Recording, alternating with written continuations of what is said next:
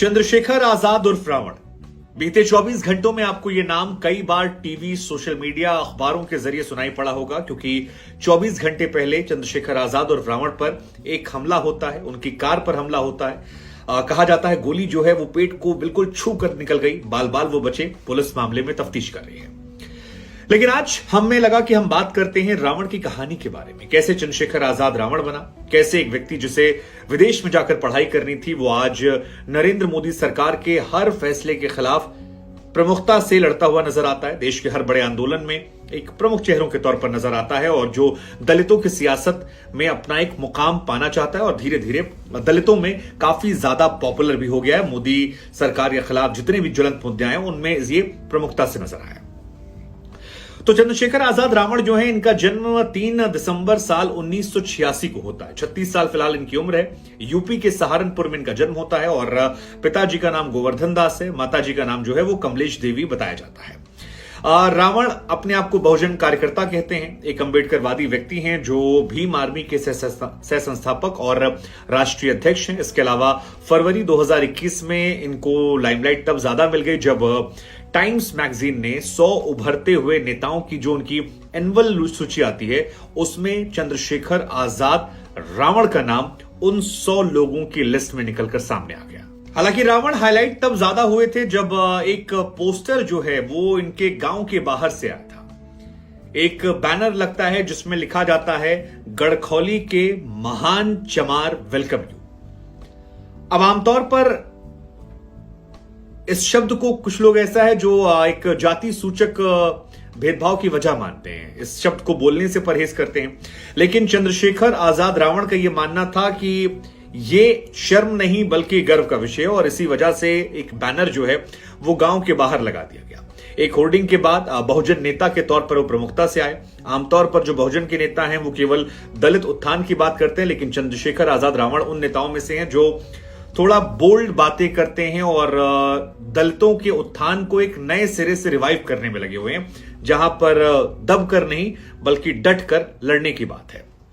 तो वो जो पोस्टर आता है उसमें लिखा गया था गड़खौली के महान चमार वेलकम यू और उनके गांव के बाहर इलाके में इसे लगा दिया गया था, जहां पर तस्वीरें भी इन्होंने खिंचवाई थी। इसके बाद दलित आइकन के रूप में धीरे धीरे ये पॉपुलर होने लगे और उसके बाद काफी ज्यादा वायरल भी हुए। इसके बाद इन्होंने पॉलिटिक्स में एंट्री ली थी मार्च में 2020 में, जब रावण ने अपने एक ऑफिशियल पार्टी को लॉन्च किया जिसका नाम है आजाद समाज पार्टी और ये इनकी पार्टी है। काशीराम जी की 86वीं जयंती पर इसे लॉन्च किया गया था और उसके बाद अब पॉलिटिक्स, लेकिन उनकी आजाद समाज पार्टी जो है उससे कहीं ज्यादा पॉपुलैरिटी उनको तब मिलती है जब वो भीम आर्मी का निर्माण करते हैं और भीम आर्मी काफी ज्यादा पॉपुलर हुई 2014 में। सतीश कुमार और विनय रतन सिंह के साथ मिलकर उन्होंने भीम आर्मी 2014 में संस्थापना की। ये एक ऐसा संगठन है जो भारत में शिक्षा के माध्यम से दलितों की मुक्ति के लिए काम करने का दावा करता है। ये कहा जाता है कि पश्चिमी उत्तर प्रदेश में तमाम दलितों के लिए मुख्य रूप से ये फ्री में शिक्षा भी देते हैं और इनका यह मानना है कि शिक्षा के जरिए ही दलितों का उत्थान जो है वो हो सकता है। समय समय पर मायावती पर सवाल भी खड़े करते हैं। इनका मानना था कि मायावती कई बार अपनी चीजों को लेकर समझौता कर लेती हैं, इसलिए दलितों के उत्थान के लिए भी एक नया नेता चाहिए और उसी वजह से भीम आर्मी की स्थापना होती है। 2019 में इन्होंने प्रधानमंत्री नरेंद्र मोदी के खिलाफ चुनाव लड़ने का भी ऐलान किया था, लेकिन बाद में सपा बसपा गठबंधन को समर्थन देने और वोटों के बंटवारे को रोकने के लिए नाम वापस लिया। हालांकि अखिलेश यादव के साथ ये बीते विधानसभा चुनाव में जाना चाहते थे, इनकी बड़ी इच्छा थी, मुलाकात भी हुई, लेकिन कहते हैं कि इन्होंने सीटें ज्यादा मांगी। अखिलेश यादव इन्हें अधिकतम 2 सीट देने को तैयार थे और उस सीट से इन्हें लगा कि शायद इनका अपमान है और इस अपमान की वजह से अखिलेश और इन्होंने दूरियां बना ली।